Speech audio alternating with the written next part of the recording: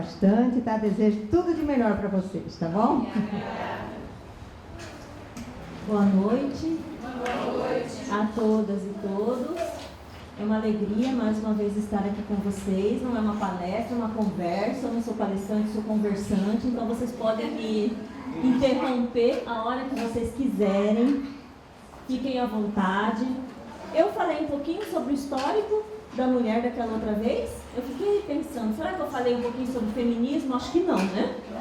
Então eu vou voltar um pouquinho no feminismo para nós compreendermos o que é o feminismo, como surgiram os direitos das mulheres, para nós entrarmos em alguns delitos, em algumas situações que não a violência doméstica e familiar.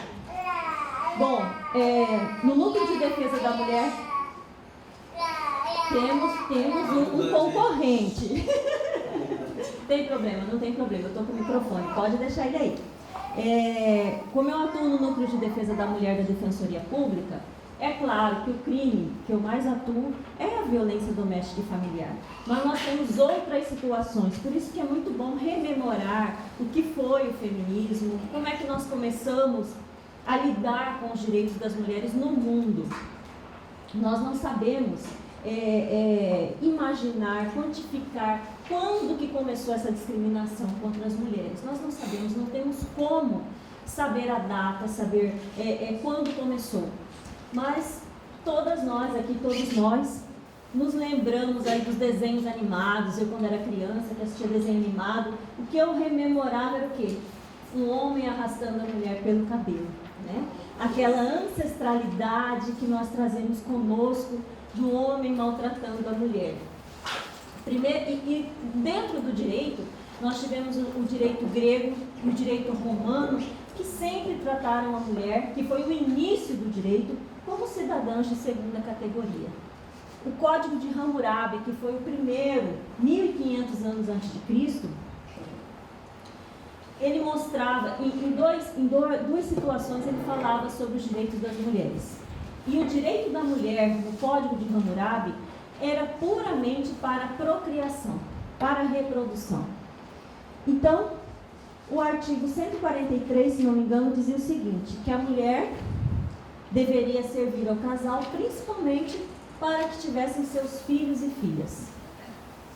Mas, caso aquela mulher não desse um filho para aquele homem, ele podia ter em casa, ele podia escolher outra mulher e trazer para morar com aquele casal outra mulher, que era chamada de concubina, daí que vem a expressão concubina.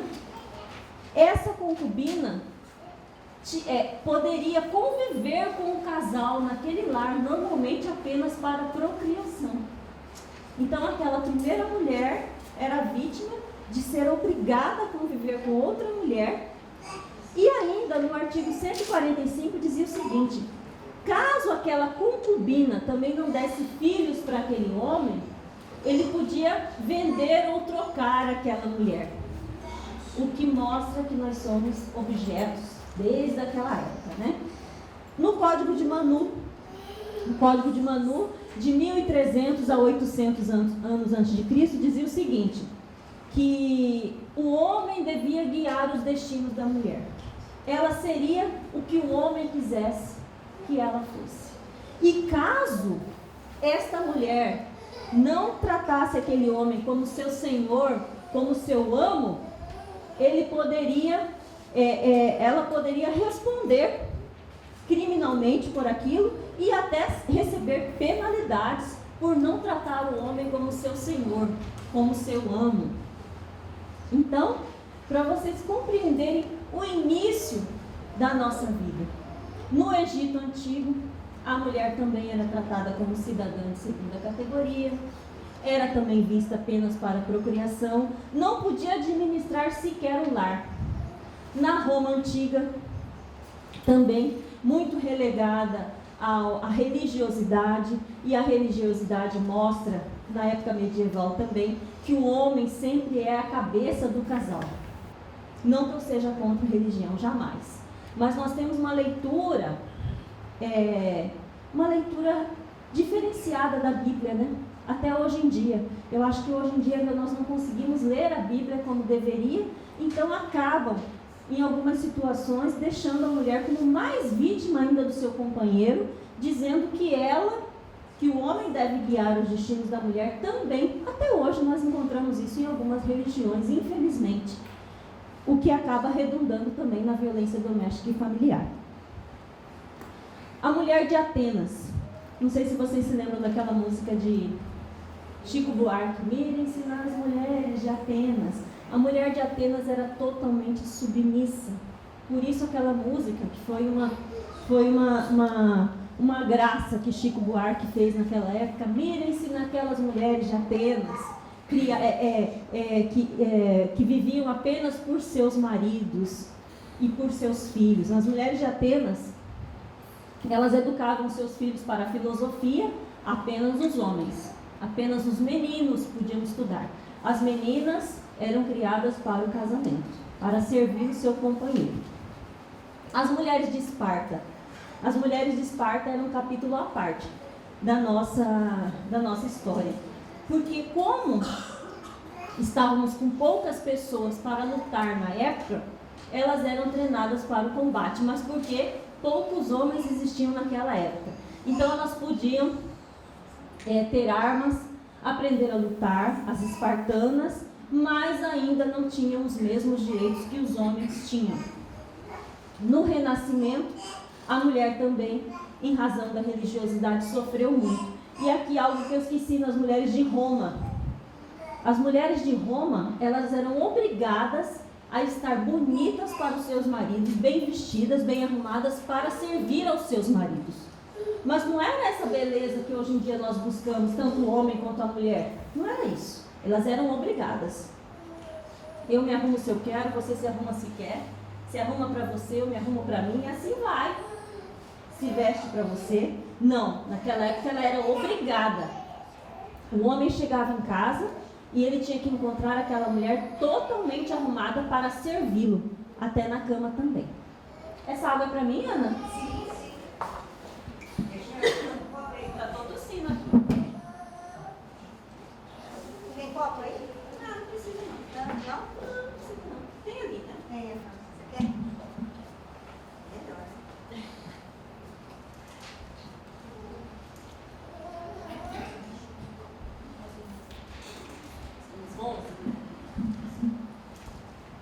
Aí entramos na Revolução Industrial. Revolução Industrial, quando nós chegamos na Revolução Industrial, as mulheres foram praticamente jogadas para o mercado de trabalho, foram atiradas para o mercado de trabalho. Ali na Revolução Industrial, as mulheres passaram a trabalhar. Elas passaram a mostrar a força do trabalho delas, saíram de dentro de casa e passaram a mostrar a força que elas podiam exercer lá fora também. Mas ganhavam bem menos que os homens, tinham uma jornada de trabalho muito maior do que a jornada dos homens, então acabavam sendo discriminadas e muito. Mas naquele momento, foi importante que nós passássemos a trabalhar, mesmo sendo discriminadas, porque ali nós mostramos a nossa força de trabalho. Chegamos na Revolução Francesa, 1789. E a Revolução Francesa, a França, o berço da democracia, tinha um slogan, né? Liberdade, igualdade, fraternidade. E naquele momento, os homens, o homem, o sexo masculino, passou a discutir muito os seus direitos. E as mulheres passaram a ouvir aquelas discussões dos direitos. E nós, mulheres, nós sempre conseguimos entrar numa brechinha de direito que os homens conseguem. E foi assim. Durante a Revolução Francesa, com a liberdade, igualdade e fraternidade, com aquele berço democrático que é a França, as mulheres passaram a ter o direito de participar de reuniões, de discussões políticas, discussões ideológicas, só que elas não tinham direito à voz, elas só tinham direito de ouvir. Mas já era possível encontrar grupinhos de mulheres discutindo seus direitos. Elas já passaram a discutir os seus direitos longe dos homens. Elas passaram a frequentar reuniões nessas reuniões aprenderam alguma coisa sobre política, sobre democracia, sobre liderança e passaram a discutir os seus direitos. Bom, com a Revolução Francesa, a mulher começa a se despertar para o mundo da política, para o mundo do direito. Em 1848, em Nova York, acontece a primeira convenção para tratar dos direitos das mulheres. E ali é lançada a semente do feminismo. E o que é o feminismo? O feminismo é a mulher se sentir superior ao homem? Não. Esse é o feminismo. Existe também o feminismo, quando a mulher, ela quer de toda forma ser superior ao homem. E não é isso que nós buscamos. Nós buscamos sim o feminismo. O feminismo foi uma semente lançada muito importante para que nós, mulheres, conseguíssemos lutar por nossos direitos. A partir dessa primeira convenção que aconteceu em Nova York, surgiu a primeira onda feminista. Essa primeira onda feminista, nessa primeira onda, nós passamos a lutar pelo direito de votar e sermos votadas. Tão somente por esse direito. Não queríamos outro direito naquele momento. Então foi chamado de feminismo bem comportado.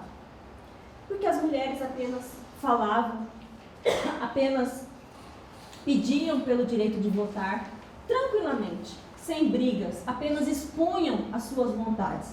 Aqui em Mato Grosso, no Brasil, nós fomos lideradas por Berta Lutz, essa mulher tão importante que conseguiu conosco o direito ao voto. E aqui em Cuiabá, nós tivemos uma sufragete. Na época elas eram conhecidas como sufragetes, as mulheres que lutavam pelo direito ao voto, que foi a professora Bernardina Rich.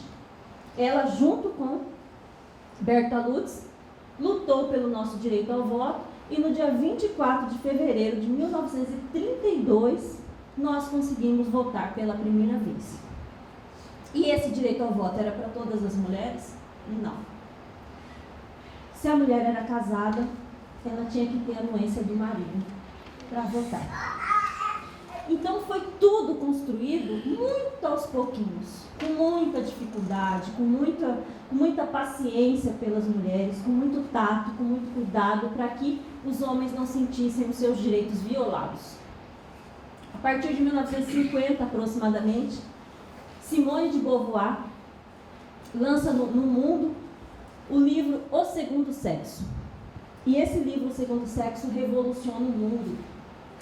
Quando Simone de Beauvoir, uma filósofa muito conhecida, começa a falar que nós somos iguais aos homens. São 2 volumes deste tamanho. E ali ela fala que a nossa única diferença é a biológica, é aqui, é no corpo. É lá nesse livro que Simone de Beauvoir fala assim: não se nasce mulher, torna-se mulher. O que ela quis dizer ali? Não se nasce mulher, torna-se mulher. Ela quis dizer, olha a cabeça dela lá em 1950. Ela quis dizer o seguinte: alguém pode nascer do sexo masculino e com o tempo se entender do gênero feminino. Quem é que muda quem é que manda na orientação sexual?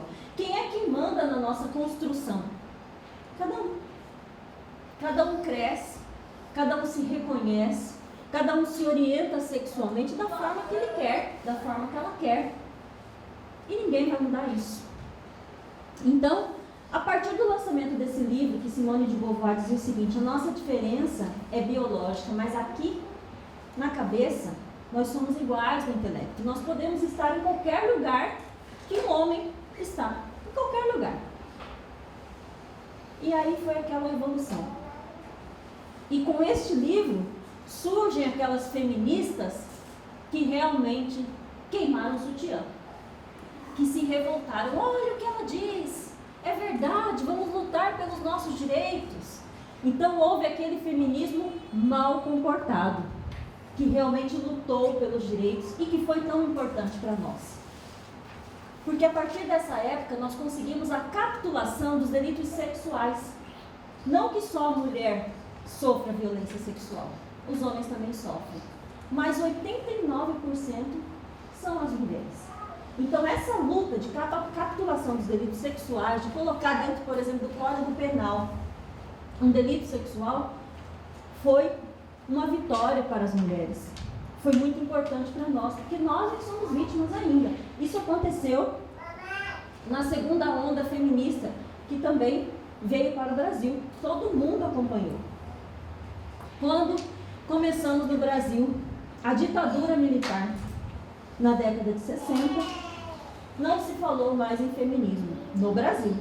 No mundo continuava se falando, mas no Brasil não se falou mais em direito de mulher, porque toda vez que existe restrição de direitos, os primeiros direitos perdidos são das mulheres. Não temos qualquer dúvida disso, né? Então o Brasil estagnou desde a ditadura no que diz respeito a direito das mulheres. Não se falou mais em feminismo. Aliás, quem abrisse a boca na época da ditadura para falar de feminismo, com certeza seria torturado e morto naquela época, né? Ou morta. Então, na década de 80, quando começamos a redemocratização do Brasil, com a volta do presidencialismo como nós gostaríamos que fosse, com a volta da democracia, da cidadania, o lobby do batom surgiu no Brasil. Senadoras e deputadas federais e outras mulheres eleitas no Brasil afora se mobilizaram para incluir dentro da Constituição Federal de 88, que estava sendo criada, que estava sendo construída, que homens e mulheres são iguais perante a lei. E esse lobby do batom, esse movimento das mulheres senadoras, vereadoras, deputadas federais, mas principalmente a bancada feminista do Congresso, lutou por isso. E nós conseguimos, dentro da Constituição Federal, incluir que homens e mulheres são iguais perante a lei. Conseguimos também incluir direitos sociais para as mulheres. Conseguimos mostrar que a mulher era trabalhadora, que a mulher tinha direito à saúde. Tudo isso foi incluído na Constituição Federal, quando diz no artigo 5º que nós somos iguais perante a lei. E aí o Brasil entra na terceira onda feminista.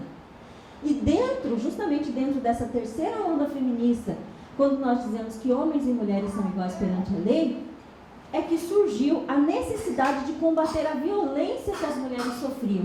Não só a violência doméstica e familiar, qualquer violência que as mulheres estavam passando naquela época. E que era muito grande. A violência doméstica e familiar ainda era maior. Então, com a Constituição de 88, o Brasil assina vários tratados internacionais e sendo signatário desses tratados internacionais, nós fomos obrigados a cumprir. Senão nós acabamos recebendo sanções. E foi o que aconteceu. O Brasil recebeu uma sanção porque tinha assinado um tratado que, nesse tratado, dizia que iria enfrentar a violência doméstica e familiar e não tinha uma lei até 2006, quando foi sancionada a Lei Maria da Penha.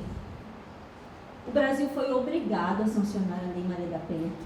Inclusive, a OEA, a Organização dos Estados Americanos, junto com a ONU, indicou ao Brasil, determinou ao Brasil que a Lei 11.340, que é a Lei Maria da Penha, recebesse o apelido de Lei Maria da Penha, o nome de Lei Maria da Penha, para que nós pudéssemos homenagear aquela mulher que o Brasil não tinha dado valor quando ela disse que vinha sofrendo violência doméstica e familiar, totalmente provado. Nós não demos valor para aquilo, o Brasil não deu valor. E acabou surgindo a Lei Maria da Penha. Bom, essa igualdade que tem na Constituição Federal, quando diz lá homens e mulheres são iguais perante a lei, é uma igualdade formal. O que é uma igualdade formal? É uma igualdade que nós não conseguimos tocar. É uma igualdade que você olha no papel e você fala, tá, homens e mulheres são iguais perante a lei. E aí, o que eu faço com isso? É uma igualdade formal. É importante? Muito importante. Mas o que nós buscamos é a igualdade material. A material é aquela que nós conseguimos tocar, que nós conseguimos falar, puxa vida, agora eu senti a igualdade.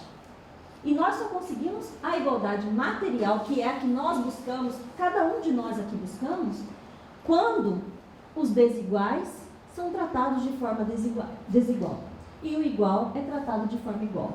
Quando nós conseguimos encontrar as camadas vulneráveis que precisam de um tratamento diferenciado. Criança e adolescente, idoso, idosa, mulher, deficientes, são todas camadas vulneráveis da sociedade. Então essas camadas vulneráveis precisam de leis que as protejam, para fazer com que a igualdade material possa ser presente.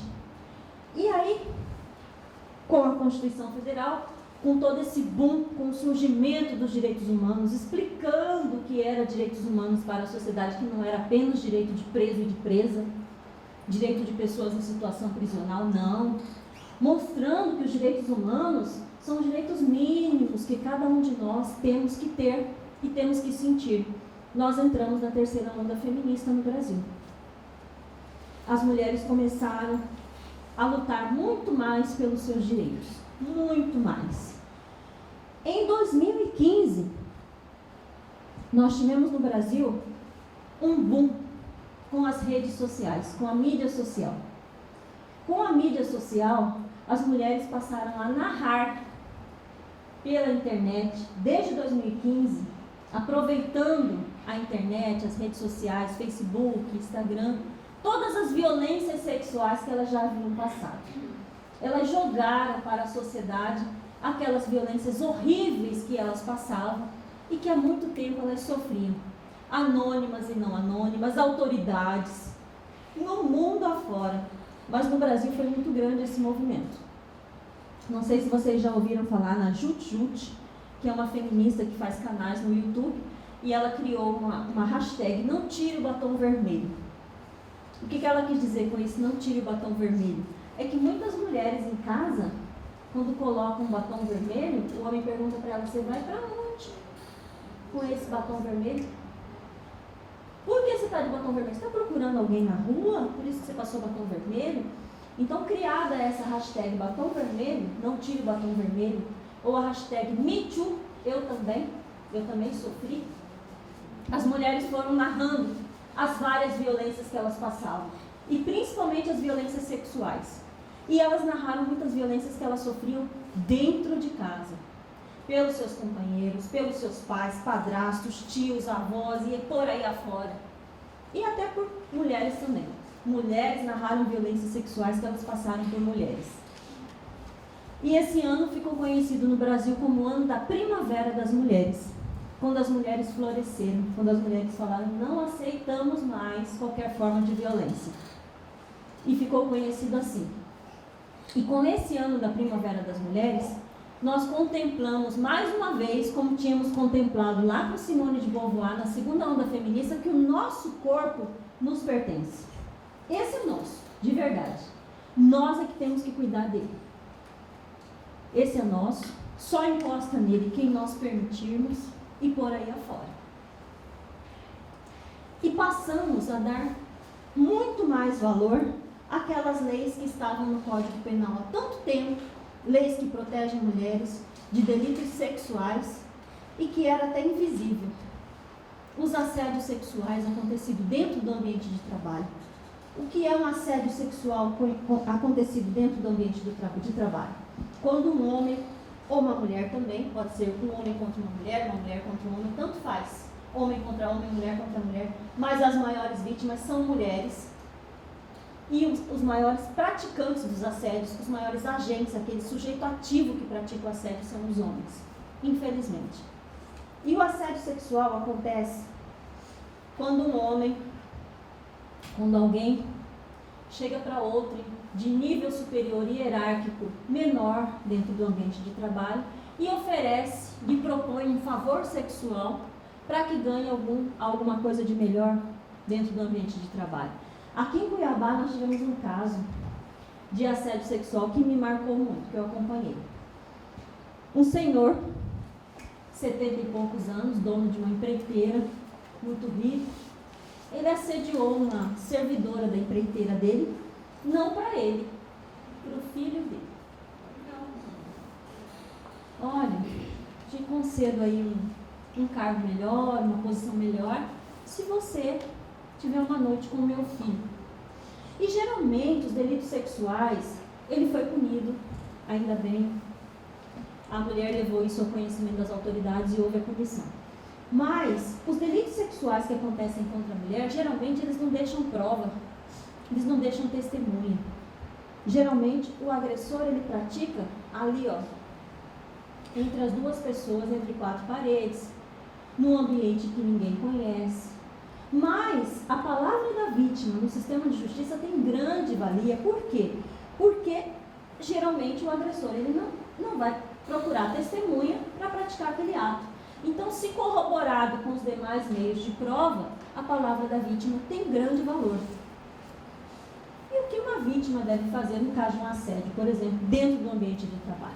Em primeiro lugar, ela não pode se calar, ela tem que contar para as pessoas que ela confia que estão à volta dela, para que as pessoas passem a perceber o que está acontecendo com aquela mulher, para que ela possa mealhar as provas e sair daquela situação. E algo que acontece muito no assédio sexual, quando o agressor ele tenta assediar aquela mulher e ele não consegue, a mulher não cede, a mulher fala, tá, o senhor fica com o cargo do senhor aí aqui, me deixa no meu lugar menorzinho aqui que eu não quero nada não. Geralmente ele começa a praticar o assédio moral contra a mulher. Já que ela não quis, eu vou tirá-la daqui de alguma forma. Então começam as perseguições dentro do ambiente de trabalho. O assédio moral geralmente pode acontecer sozinho também, mas geralmente ele acontece precedido de um assédio sexual. É muito comum que isso aconteça. Bom, nós tivemos, não sei se vocês se lembram, em 2016, um caso no Rio de Janeiro de uma jovem que foi estuprada coletivamente, acho que todo mundo ficou sabendo disso, uma jovem de 16 anos que sofreu um estupro coletivo. O estupro coletivo ele já vinha acontecendo há muito tempo, mas não havia sido divulgado como passou a ser divulgado na situação dessa jovem, que vários jovens estupraram essa menina, rodou na mídia social, foi para a rede e aconteceu tudo o que aconteceu com aquela moça e houveram dúvidas da sociedade. A primeira coisa que a sociedade faz geralmente é duvidar, mas o que será que ela fez, né, para passar por essa situação? Como se qualquer mulher não estivesse sujeita a uma violência sexual. Uma prostituta que tem o seu corpo como objeto de trabalho, ela também pode sofrer um estupro. Ela também pode ser vítima de uma violência sexual. Por que essa dúvida quanto à mulher? Quando ela fala não, é não. É até ali, acabou. Dentro do casamento, se ela está mantendo um relacionamento sexual com o homem, que a metade ela fala daqui para frente, eu não quero mais. Parou aqui. Com o marido, com quem ela casou, com quem ela está morando há 10 anos, 20 anos, sei lá eu quanto tempo, um dia. A hora que ela fala daqui para frente, eu não quero mais, é estupro. E é um crime grave. É um crime muito grave. E essa mocinha, ela foi estuprada no Rio de Janeiro e de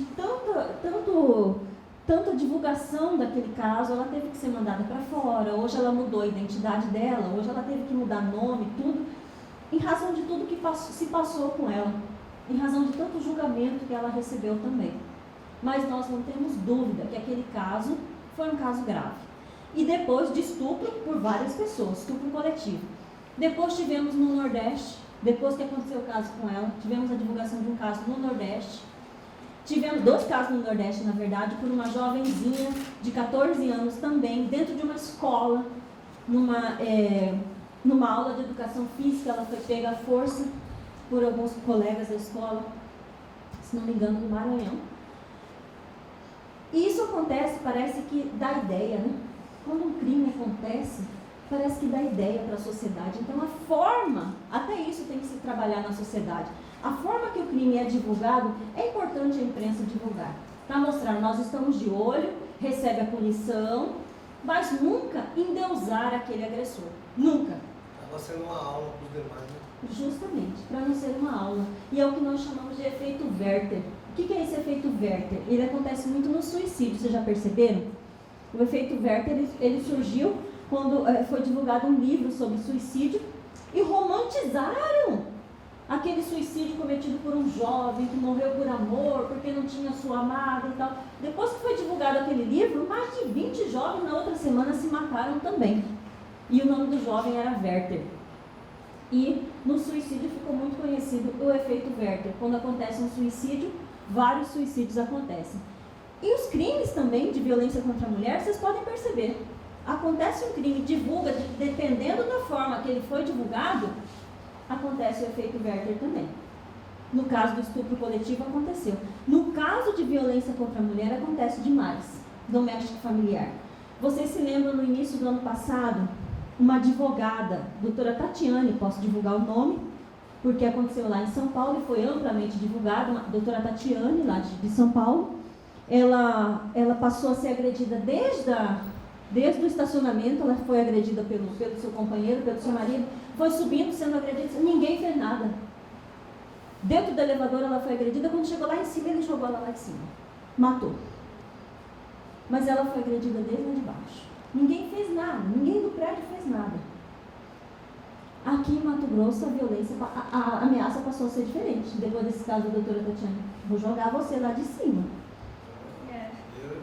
Tive 3 casos após o caso da doutora Tatiana, que a ameaça foi essa: vou te jogar do 3º andar, vou te jogar do 10º andar e vou te jogar de algum lugar. Porque se planta a ideia.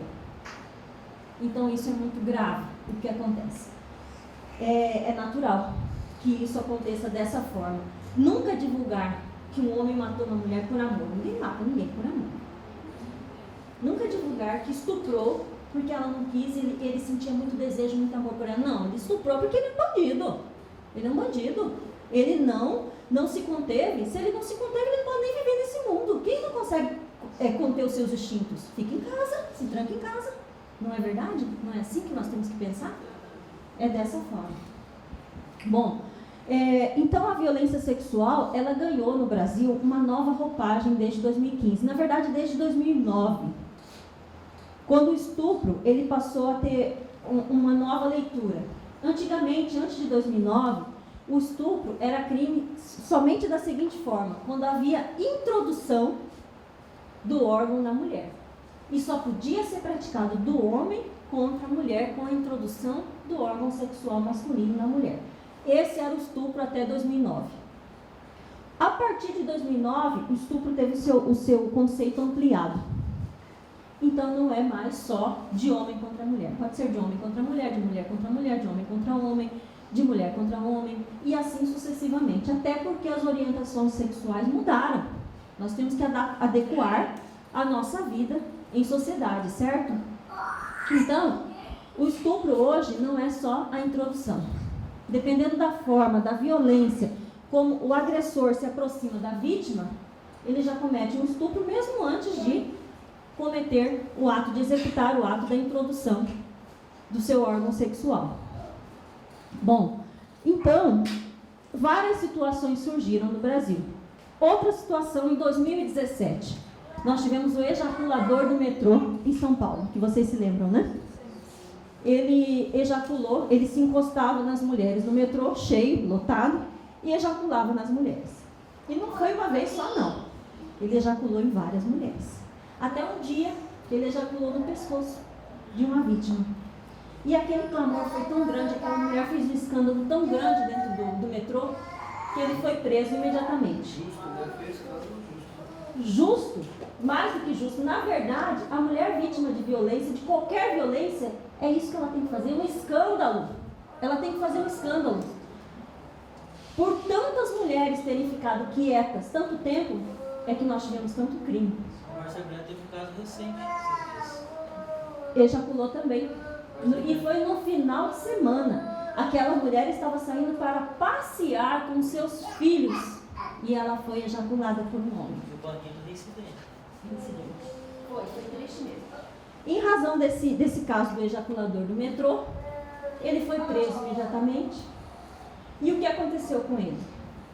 O juiz, na época que recebeu este homem, entendeu que não era crime.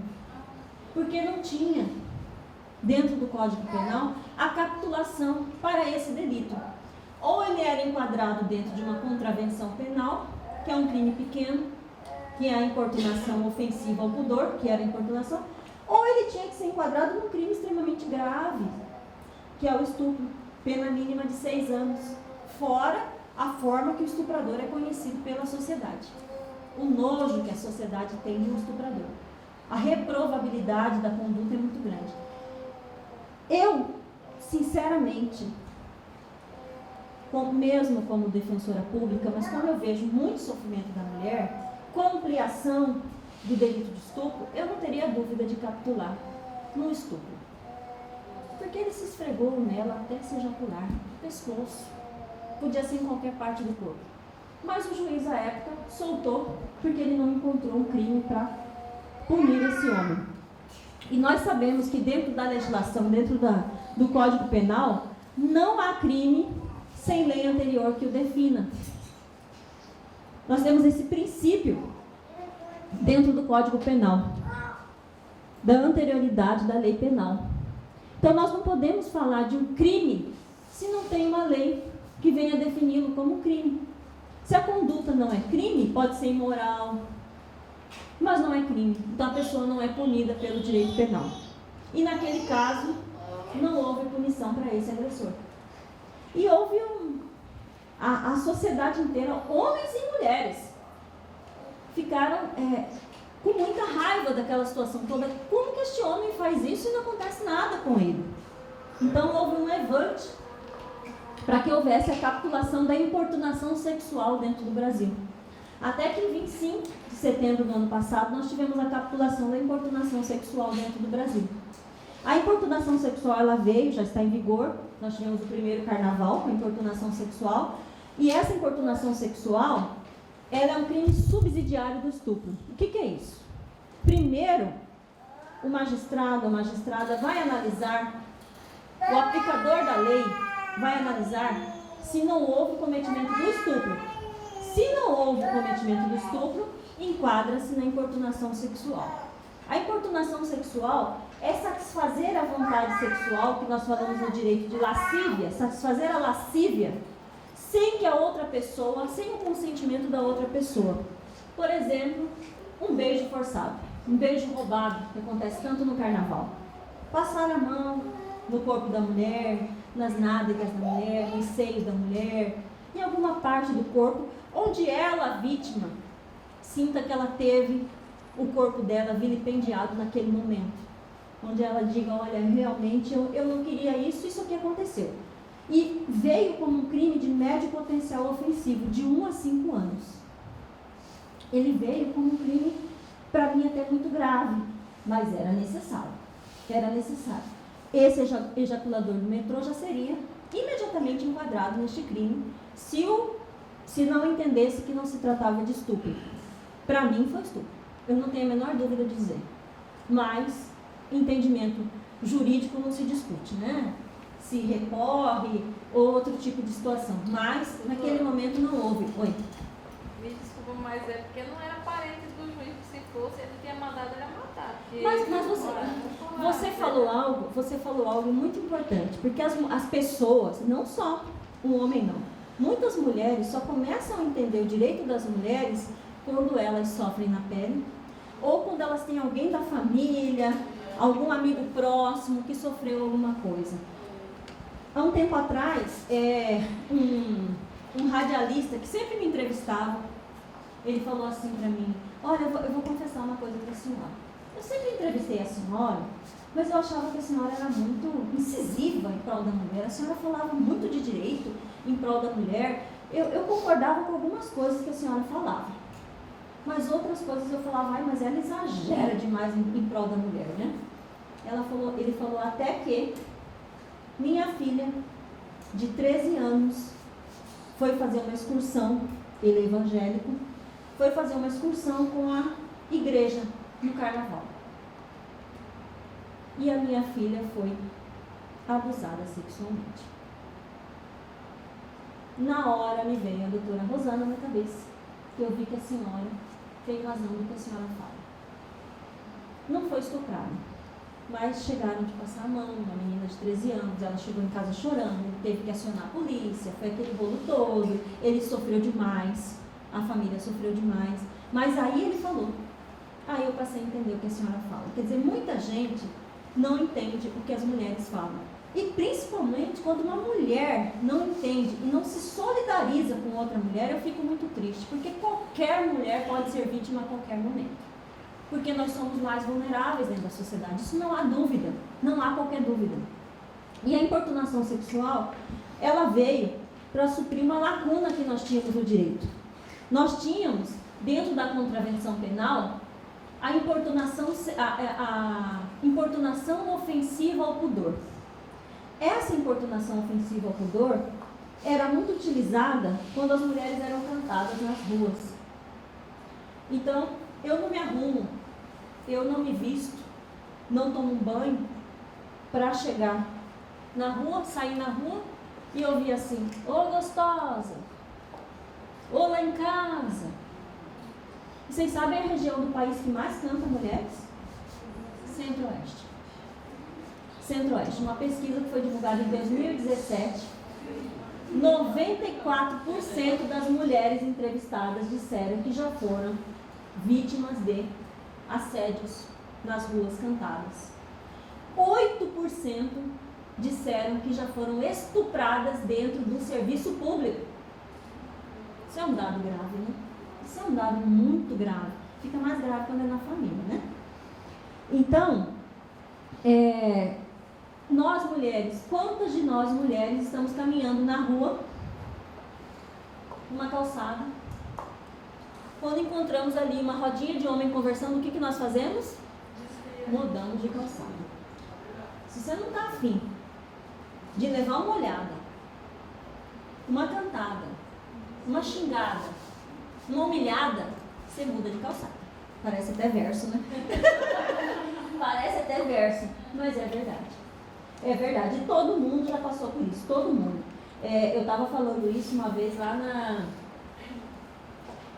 Oh meu Deus, aquela empresa pública, aquela empresa grande daqui, não é Embratel. Não. Eles me chamaram para uma palestra e eu falei assim, mas estava cheio. Estava cheio. Tinha umas 300 pessoas. E eu estava falando disso. Eu estava falando, olha, a mulher não quer ser cantada, a mulher não merece ser cantada, a mulher não gosta de ser cantada, ninguém se arruma para sair na rua e ser cantada. Aí chegou uma mulher, levantou a mão no meio daquele monte de gente e falou assim: doutora, eu concordo com a senhora, mas às vezes eu acordo com minha autoestima tão baixa. Aí eu pego uma sainha e passo na frente de uma construção. Eu falei: olha, ninguém ouviu o que a senhora falou aqui.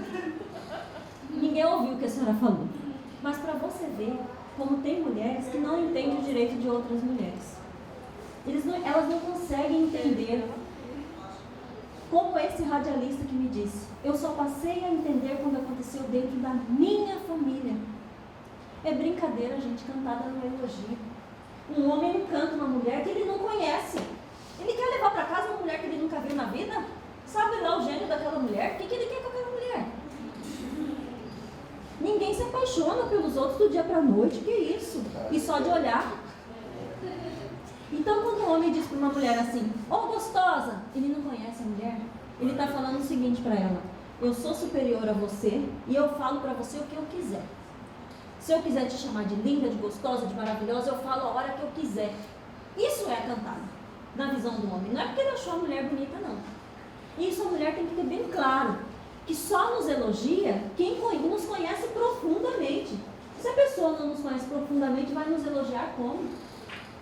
Esse não é o elogio. Então essa era a capitulação que tínhamos lá na contravenção penal, que hoje pode ser, hoje a contravenção penal dessa cantada, dessa importunação ofensiva ao pudor não existe mais, justamente em razão da importunação sexual. Isso aí passou a ser muito maior. Não que uma cantada hoje não seja crime, nós podemos enquadrar em outros crimes, como por exemplo injúria, uma difamação, até uma calúnia, se um homem falar alguma coisa relacionada a crime. A cantada, ela é crime sim, e nós podemos enquadrar em algum lugar. Isso é que tem que ser certo no Brasil, e que se entenda, que a mulher entenda que aquilo jamais vai ser algo bom para ela. Isso nós temos que divulgar, para que haja esse entendimento. Bom, e a importunação sexual, ela veio justamente para modificar esse entendimento que nós não tínhamos dentro do Brasil. Nós não tínhamos. Como era capitulado um beijo forçado? Ninguém sabe. Podia ser pelo mais ou pelo estendendo toda essa situação. Dentro de shows, as passadas de mão, não é? E nós não tínhamos também a capitulação de um delito aqui no Brasil, que é o estupro corretivo. Já ouviram falar? Que também passou a ser capturado no dia 25 de setembro do ano passado. O que é o estupro corretivo? Ele acontece quando alguém se acha no direito de corrigir uma conduta em outra pessoa. Como assim? Uma mulher se diz lésbica. Não quero manter relacionamento sexual com um homem. E muitos a estupram para falar assim, você é lésbica porque você não conhece um homem com H. Vou te mostrar o que é um homem. Aí você vai aprender a ser mulher. Isso acontecia demais. Nós tivemos um relatório do lesbocídio do Brasil, que é a morte de mulheres lésbicas. 58% das mulheres mortas, das mulheres lésbicas, antes de serem assassinadas, elas foram estupradas. Mostrando o tamanho da discriminação no nosso Brasil contra as mulheres que têm outra orientação sexual. A orientação sexual é uma construção, gente, que nós temos que respeitar. Nem sempre alguém que nasce de um sexo vai ter aquela orientação sexual até o final da vida. Nós temos que respeitar. Por que tratar alguém de forma diferenciada se ele não se reconhece da forma, do sexo que ele nasceu? Se uma mulher nasce do sexo feminino e ela não quer manter um relacionamento sexual com um homem, ela quer manter com uma mulher, é a orientação sexual dela. O que nós temos a ver com isso? O que isso vai trazer de ruim para a sociedade? Nós temos que respeitar esse ser humano. Isso é respeitar o direito do outro e da outra. E esse estupro corretivo surgiu justamente por isso. Não tínhamos como tratar isso dentro da sociedade. Era estupro? Era estupro, mas nós tínhamos que aumentar a pena do estupro corretivo, porque ele tentava mudar o comportamento de alguém. Em fevereiro desse ano, tinha recém-inaugurado aquele shopping estação, aqui em Cuiabá. Em fevereiro, não sei se vocês acompanharam pela mídia, o que aconteceu? Uma mocinha, na hora de pico nos restaurantes, ela é atendente daquele restaurante, de um dos restaurantes japonês lá, e ela é lésbica. E ela estava 12:30, mais ou menos, no restaurante, atendendo aos clientes. Chegou um empresário, bem sucedido aqui de Mato Grosso, 40 e poucos anos, e começou a agredir essa moça, falando para ela que ela era lésbica porque ela não sabia o que era um homem de verdade. Puxou essa moça, tiveram que retirar da mão dele, ele foi preso imediatamente, ele foi preso em flagrante. Pegou essa moça e tentava tirar a roupa dela para mostrar naquele momento para ela o que era ser mulher, porque ela não sabia o que era ser mulher. Nós tivemos isso aqui dentro de Cuiabá, dentro do shopping estação, 12:00 e pouco, em horário de pico. Ela passou toda essa vergonha com este rapaz, em razão da orientação sexual dela. Outro crime capitulado que nós tivemos em 25 de setembro do ano passado, pela Lei 13.718, foi também os crimes cibernéticos, divulgação de nudes, divulgação de imagens pornográficas. E aí a pessoa fica pensando assim, e os grupos de WhatsApp, né? Como é que ficam esses grupos de WhatsApp? Eu entendo totalmente perigoso a pessoa estar num grupo de WhatsApp onde chegam nudes, onde chegam pessoas peladas, onde chegam vídeos de pornografia. E a pena é de 1 a 5 anos. Então, se eu estou dentro de um grupo de WhatsApp, chegam nudes, a primeira coisa que eu faço é sair, para eu não responder pelo crime, porque eu estou ali dentro, eu estou vendo. Eu não sei se aquela imagem foi autorizada. Eu não sei se é imagem de menor de 18 anos. Como é que eu vou ficar ali dentro desse grupo de WhatsApp? E isso é normal, gente. Não estou falando de coisa que não acontece. Isso é normal. Então, hoje, há uma penalidade para aquele ou para aquela que divulga a imagem de pornografia de menores, pela rede mundial de computação, por WhatsApp também, e também para as pessoas que divulgam cenas de sexo entre crianças, entre adolescentes, e a penalidade é grande. Uma situação que aconteceu no Piauí, no final de 2017, isso. A primeira vez que houve a punição de um estupro virtual. O estupro é o contato, né? Mas houve a punição. O que aconteceu? Uma moça, ela namorou uns 2 anos um rapaz e ela não quis mais manter o relacionamento. E ele tinha nudes dela, ele tinha cenas deles praticando sexo e ele começou a ameaçar essa moça. Se você não ligar o Skype do seu computador, não se despir na frente do computador, eu vou jogar todas as suas imagens no Google. Todo mundo vai ver você pelado. Se você não fizer isso, não se masturbar para mim diante do Skype, eu vou jogar sua imagem no Google. Isso aconteceu no Piauí. E essa moça fez isso umas 2 ou 3 vezes chorando. Até que ela teve a ideia de chamar a polícia para acompanhar o computador dela quando aconteceu. E ele foi preso por estupro virtual.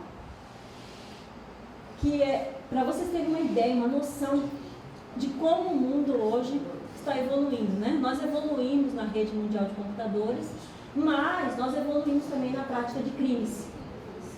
São coisas absurdas que você fala assim, não acontece, acontece, todo dia acontece.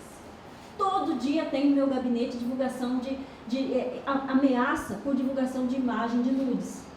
Terminou o relacionamento, o homem fala, eu tenho suas imagens, vou jogar, não vai voltar comigo? Vai voltar comigo, vou divulgar tudo. Tem muitas que voltam por medo mesmo, porque, gente, uma vez jogou no Google, nunca mais você recupera a sua imagem. Pode conceder 1000 liminares. Aquele que copiou a sua imagem já tem. Não tem uma liminar que vai alcançar a casa de cada um de vocês. Não existe, gente. Então, uma vez uma imagem jogada no Google, nunca mais você vai recuperar a sua vida como você gostaria. Não é verdade? E isso, infelizmente, é uma realidade. Tivemos um crescimento muito grande com a rede mundial de computação, com os computadores, com tudo isso. Nós tivemos a ampliação dos crimes de forma brutal, principalmente contra as mulheres. Hoje tenta-se punir o stalking. O que é o stalking? É a perseguição, que é feita também muito contra as mulheres vítimas, que se separam do companheiro e ele começa a perseguir por internet, querendo saber onde ela está. Muitos perseguem através do filho. Onde sua mãe estava? Onde sua mãe foi? Começa nas visitas. As visitas com as crianças não passam a ser visita de pai e filho, começa a ser visita de perseguição, querendo saber da vida da mulher e não da educação dos filhos, do cuidado com os filhos. Isso acontece muito. Só para fechar, eu queria falar um pouquinho do feminicídio. Feminicídio foi um delito que entrou na legislação brasileira em 9 de março de 2015, e esse delito veio justamente porque mulheres eram assassinadas, principalmente dentro de casa. O que é o feminicídio? O feminicídio é a morte de mulher por ser mulher, pela condição do gênero feminino. E não é só por ser mulher, não, por ser do gênero feminino, por ser aquela pessoa que se reconhece do gênero feminino. Então, o homem, ele morre, ele é assassinado por outros motivos diferentes dos motivos das mulheres. Os feminicídios, eles podem ser prevenidos. As mortes de mulheres são anunciadas. Então, nós precisávamos tratar este caso, nós precisávamos mostrar para a sociedade que um feminicídio contra a mulher é muito grave. Mesmo porque, numa luta corporal com o homem, nós fatalmente perderemos. Nós somos vulneráveis nesse sentido. Isso acontece. Então, a morte de mulheres dentro do ambiente doméstico e familiar, ou a morte de mulher por ser mulher, caracteriza um feminicídio. E antes de que esse delito fosse capitulado, eu fui chamada para discutir o projeto de lei lá no Congresso. E na época nós discutíamos, eu fui chamada pela Defensoria e passei a discutir lá com eles a respeito do projeto de lei. E a Secretaria Nacional de Política para as Mulheres, hoje extinta, não existe mais, mas na época ela tinha feito um levantamento tinha perguntado para os homens que tinham matado as suas companheiras: por que você matou sua companheira? Não tem motivo. Mas por que você matou sua companheira? Qual foi o motivo de você ter matado? Não tem motivo para se matar ninguém, não tem motivo para cometer violência contra ninguém, mas na sua cabeça, qual que é o motivo? E a maioria deles respondeu o seguinte: inconformismo com o término do relacionamento. E a maioria das notícias são essas, né? Quando a mulher é assassinada, inconformismo com o término do relacionamento. É claro que tem outras situações, mas a maioria delas é essa sim. Qual é o segundo motivo para você matar sua esposa, sua companheira? Quebra da masculinidade, quebra da virilidade masculina. O que é isso? Traiu, tem que morrer. A mulher traiu, lava-se a honra com sangue, né? Então, esse é o segundo motivo para se matar mulheres, segundo os homens. E o terceiro motivo? Quebra da expectativa do ser mulher. Quando o homem chega em casa e a casa está suja, a mulher não está arrumadinha para recebê-lo, os filhos não estão limpinhos, não está como ele gostaria. Então, esses são os três motivos que não são nenhum motivo que não pode ser reconhecido como nenhum motivo para se matar ninguém. E só para fazer um adendo, até 1980, aceitava-se a tese no tribunal do júri de que o homem podia lavar a honra com sangue. Hoje em dia, quando se sustenta num júri os crimes contra os homicídios, os crimes contra os crimes de morte, de assassinatos, os homicídios, eles são julgados perante o tribunal do júri. Vocês sabem a diferença, né? Então, qualquer crime vai para a justiça comum, tem as varas especializadas. E o homicídio, os feminicídios, eles são julgados perante um tribunal do júri em razão da gravidade que eles representam, matar alguém. Quando se mata alguém, os infanticídios também, os abortos também, porque houve a morte de alguém, todos eles são crimes da competência do tribunal do júri.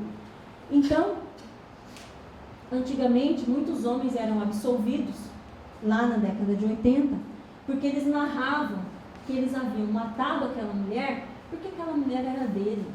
Como que ela tinha coragem de o trair? Então lavava a honra com sangue.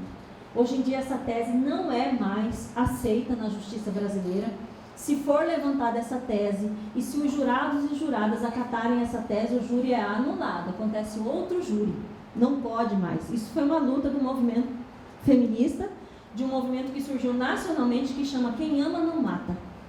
Surgiu ali no Sudeste, mostrando que não há motivo para se matar mulher e que não se mata ninguém, nem mulher, nem homem, por amor.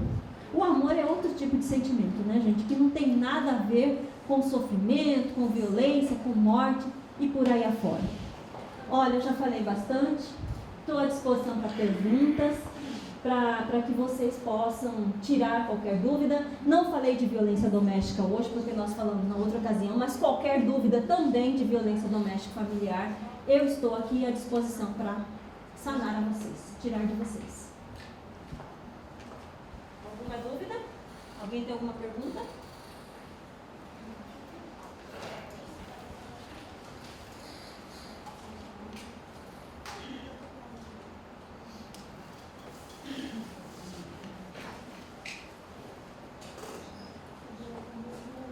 Uma pergunta?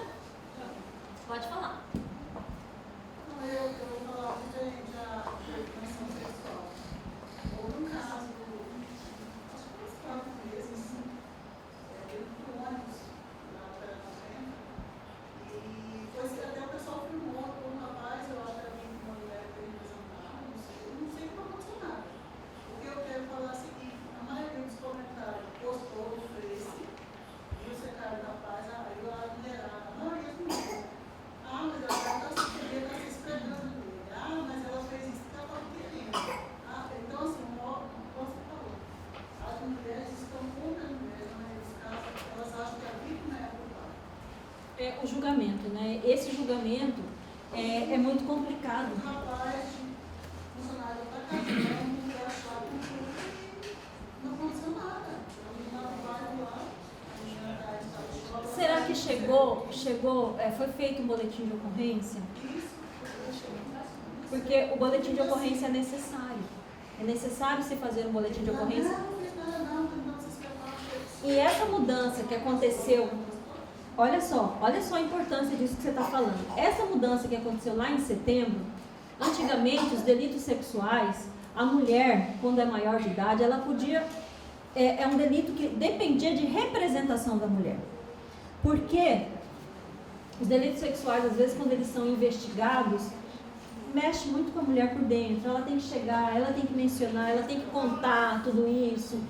Mas é importante porque o agressor, ele só para se ele é punido, se ele é chamado pelo poder público. Enquanto ele não é chamado, ele continua agindo. Não, com certeza. Tem um agressor que nós vamos pegar uma hora. 3 pessoas já me falaram. Ele fica no ponto da Marieta Clara, 4 horas da tarde ele entra no ônibus. E ele começa a passar a mão em mulher. Tem até... Você já pensou? O que é isso? Ele tem uma deficiência para andar, mas eu já, todo ônibus que eu estou, ele entra, ele já percebeu que eu fico, agora eu vou pegar onde toda mulher ele passa a mão. Todas, seja menina, seja idosa, sabe o que é, né? Tá vendo? O cara tem que ser detido. Ele usa a deficiência dele, que as mulheres não levantam, ele senta e começa. Ele fica assim, quando ele vê uma mulher que ele quer, bota todos aqui, ele quer Léo, ele quer Léo. Ele fica assim, ó, o olho dele, fala assim. Aí ele vai chegando, né? Aí levanta daqui, se alguém levantou, ele já senta aqui. Ele já vai, e ela está em pé. E esse crime da importunação sexual surgiu justamente por causa dos coletivos de ônibus e por causa dos metrôs. Todo dia ele anda de ônibus, ele passa livre, né? Todo dia, doutora. Que absurdo. Um dia eu vi ele olhando no moço, o vestimento dele era um moço evangélico, ele tem 16 anos. Quando eu vi, ele estava assim, né? Fazia assim, vem cá, vem cá. Aí quando ele vai atacar ela, ele dá o sinal, apareceu. Quando ele deu o sinal, Ele já passa a mão. ele foi para pegar no mundo da perna dele, ela no braço da frente. Eu puxei, ela caiu em cima de mim, minha menina, não se agora. Fez assim, que ele bateu a mão na testa dele. Tanta força que ele foi para pegar a menina tremendo todos. Então, isso é um verdadeiro E absurdo. é todo dia, doutor, ele anda de ônibus todo dia. Que se pode fazer uma vez? Tem que filmar, tem que... Requisitados, filmagens, quando Olha, o que está acontecendo?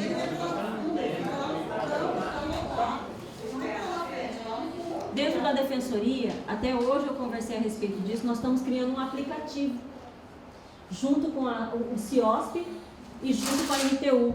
E esse aplicativo as mulheres vão ter no celular. E no celular elas vão poder acionar o CIOSP.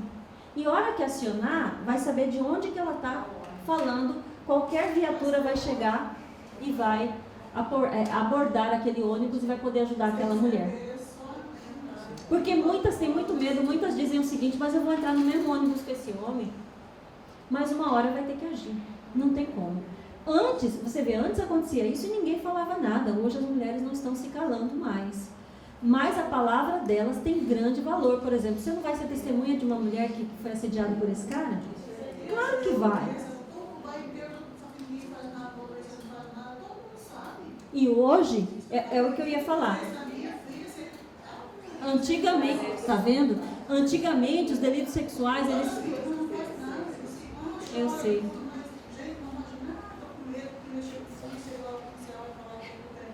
Uhum. Eu sei. Antigamente, os delitos sexuais, eles dependiam de representação. Hoje, não.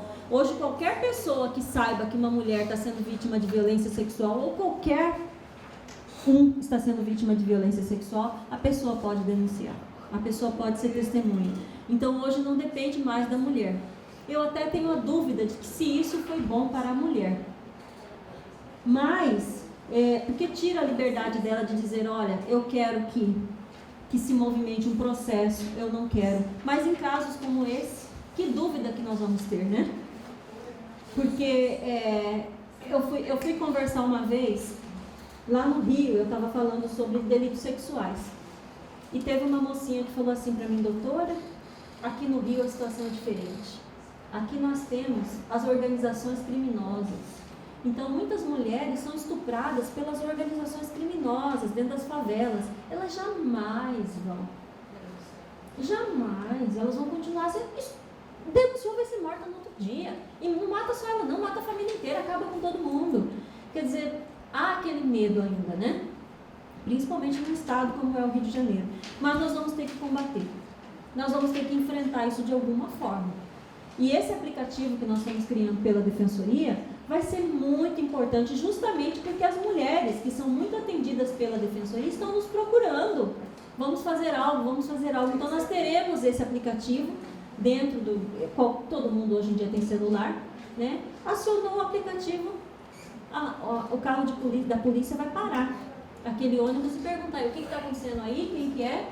Quem que é fulano? Sou eu, então já vai poder identificar naquele momento. Então nós estamos torcendo para que isso possa realmente ser realidade logo, para que possamos enfrentar, combater essa forma de abuso que está acontecendo.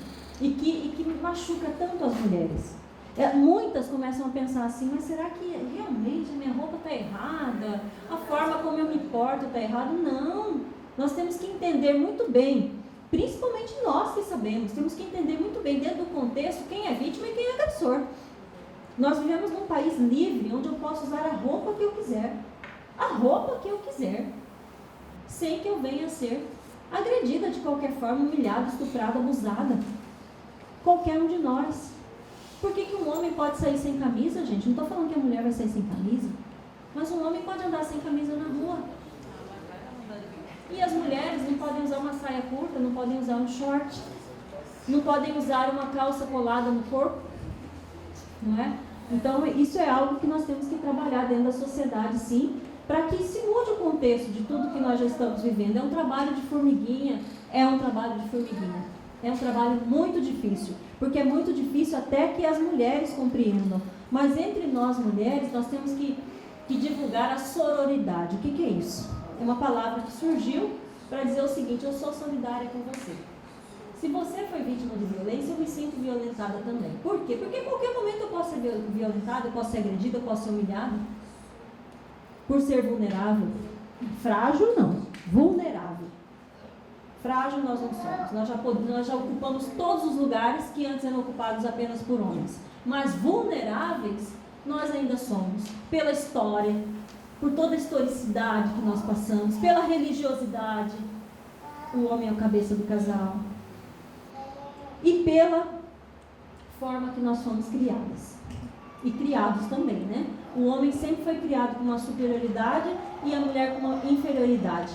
Eu me lembro meu irmão em casa, com 15 anos, porque naquela época, gente, antigamente o código de trânsito era tranquilo, né? Eu com 15 anos, eu dirigia, você também, né? Todo mundo pegava o carrinho do pai com 15 anos e dirigia. Vai dirigir hoje pra você ver na cidade. Não era tão severa ali como é hoje em dia. Mas meu irmão com 15 anos podia sair com o carrinho dele, eu não. Eu só queria dirigir, eu tinha que falar, pai, eu vou lavar seu carro, tá, pai? Tirar aqui, só para poder ter o gostinho de dirigir. Mas o meu irmão podia. Quer dizer, tem a diferença dentro de casa. Queira ou não queira, nós tratamos essa forma diferente, né? Eu gosto de falar da forma que nós recebemos as nossas crianças. Por exemplo, quando vai para a escola, primeira vez que vai para a escola, o menino ou a menina.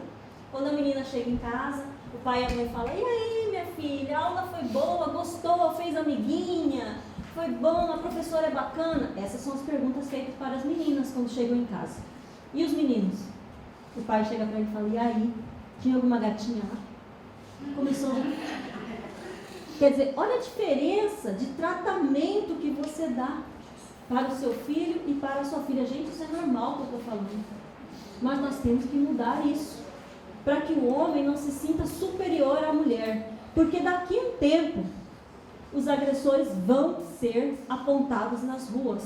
Nós vamos estar criando pessoas que discriminam outras pessoas, que humilham outras pessoas, e nós vamos nos sentir culpados e culpadas.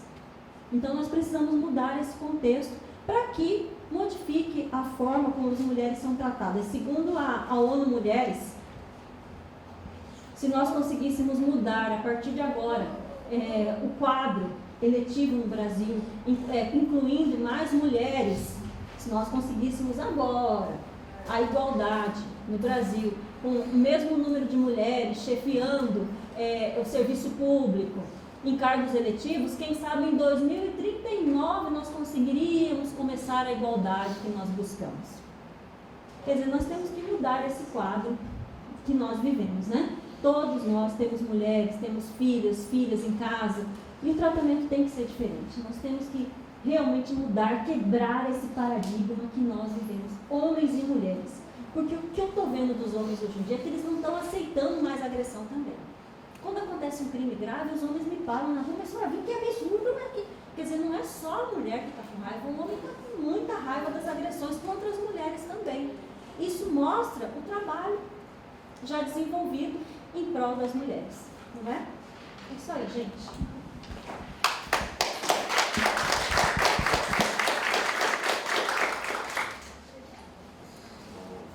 Que bom, né? Eu quero agradecer de coração a sua colaboração, né? É minha amiga de turma, É. escola, nós formamos juntas. Foram juntas, ela se predispor vir aqui, né, para capacitar vocês, depois de um dia todo de trabalho. Então, eu quero agradecer